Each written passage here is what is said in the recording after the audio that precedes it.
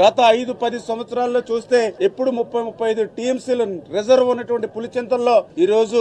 TMC నీరు కూడా లేదు అని అంటే కేవలం జగన్మోహన్ రెడ్డి తన రాజకీయాల కోసం మన ఎన్నికల కోసం అతని శాసనసభ్యులు ఇష్టానుసారంగా మరి ఆ వాటర్ అంతా కూడా డైవర్ట్ చేసేసుకుని ఈవేళ టీఎంసీ నీరు కూడా అక్కడ నిలవలేకుండా పులిచింతల్లో ఉంచినటువంటి స్థితిలో మరి ఇటు కృష్ణా డెల్టాకి త్రాగునీరు అదేవిధంగా సాగునీరు లేనిటువంటి పరిస్థితుల్లో నిజంగా ఇప్పుడు ఈ పట్టిసీమ వాటర్ కనుక ఇక్కడికి రాకపోతే కృష్ణా డెల్టా ప్రజలు వలస వెళ్లేటువంటి పరిస్థితి ప్రమాదం ఉండేది. చేత ప్రజాస్వామ్యంలో ప్రజలకు ఉపయోగపడేటువంటి విధంగా మన పనితీరు ఉండాలి తప్ప ప్రజల్ని ఇట్లా భక్షించేటువంటి విధంగా పరిపాలన ఉండకూడదు. అందుకే ఈ రోజు చంద్రబాబు నాయుడు గారు తన ముందు చూపుతో దూరదృష్టితో ఇటువంటి పట్టిసీమ లాంటివి పురుషోత్తం లాంటివి ఎత్తుపోతలు తీసుకున్నారు కాబట్టి ఈ రోజు ఏదైతే ఈ యొక్క డెల్టా స్థిరీకరణతో పాటు పోలవరం పూర్తయ్యేంత వరకు కూడా కనీసం ఈ యొక్క గోదావరి జలాల్ని మరి వేళ ఆంధ్రప్రదేశ్ రాష్ట్రం అంతా కూడా వినియోగించేటువంటి పరిస్థితికి తీసుకెళ్తున్నామని చెప్పి మీ ద్వారా తెలియజేసుకుంటూ మరి ఏదైతే ఇప్పుడు కూడా మేము